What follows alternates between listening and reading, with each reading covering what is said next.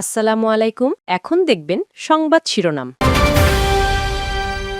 আপিলে প্রার্থিতা ফিরে পেলেন আরও ৪১ জন। মার্কিন নাগরিকত্বের জন্য জামায়াতের ডাক্তার ফজলুল হকের আবেদন বাতিল।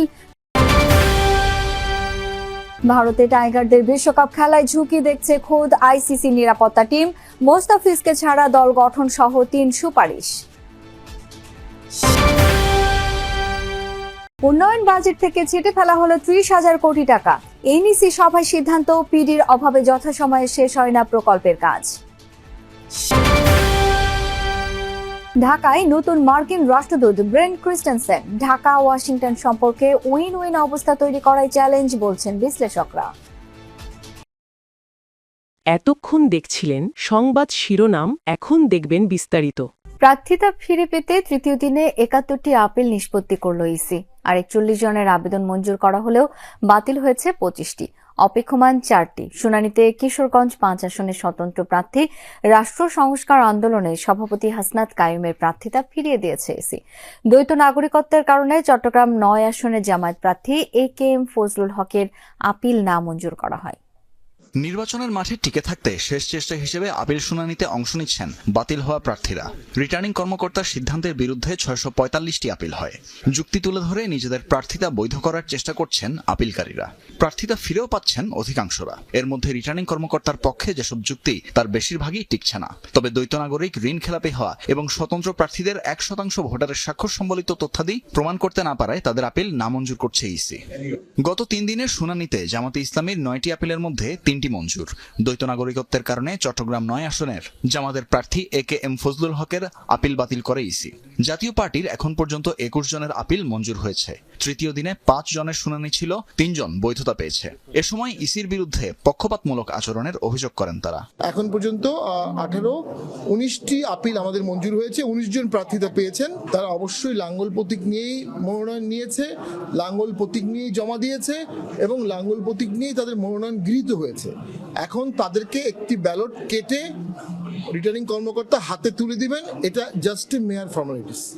আইন অনুযায়ী প্রতিটি অভিযোগ ও কাগজপত্র খতিয়ে দেখছে আপিল ট্রাইব্যুনাল। শুনানি চলবে আগামী ১৮ জানুয়ারি পর্যন্ত। রাজনৈতিক দলগুলোর প্রচারণা আনুষ্ঠানিকভাবে শুরু হবে ২২ জানুয়ারি।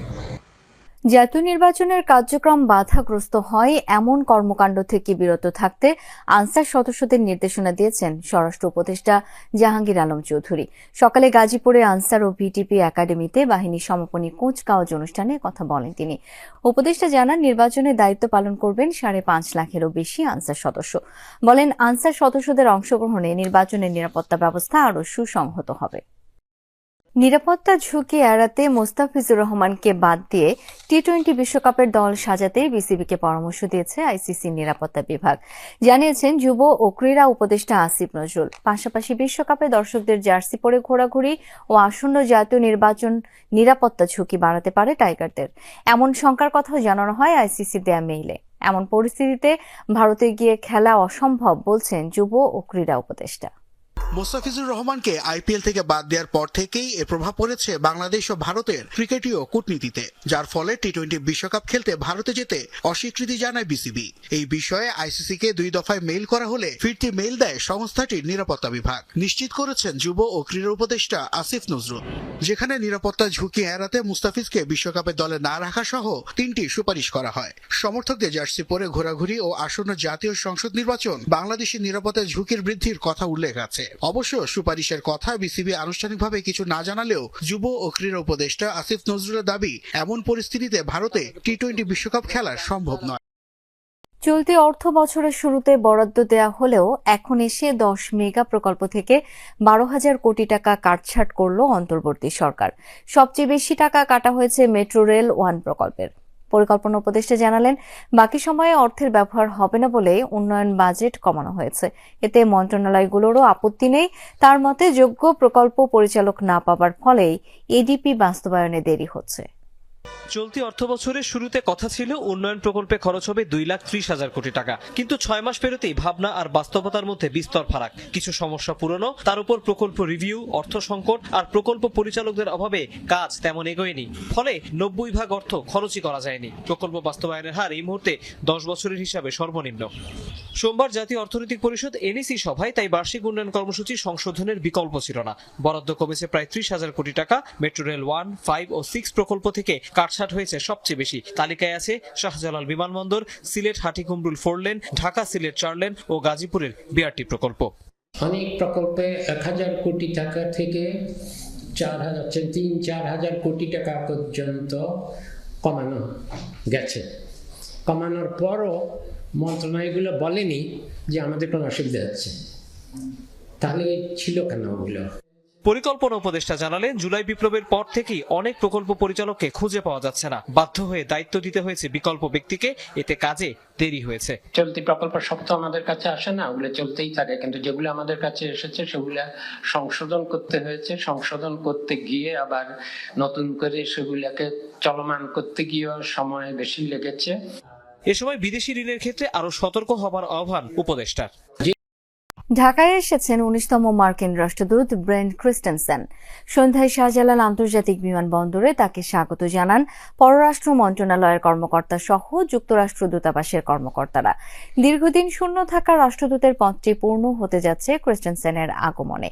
সাম্প্রতিক রাজনীতি, নির্বাচন, অর্থনীতি সহ বাংলাদেশ যুক্তরাষ্ট্র বহুমাত্রিক সম্পর্ক এগিয়ে নিতে নবনিযুক্ত মার্কিন রাষ্ট্রদূত নিবিড়ভাবে কাজ করবেন বলে প্রত্যাশা আন্তর্জাতিক সম্পর্ক বিশ্লেষকদের। পিটার হাস চলে যাওয়ার পর দীর্ঘ সময় শূন্য ছিল মার্কিন রাষ্ট্রদূতের পদ।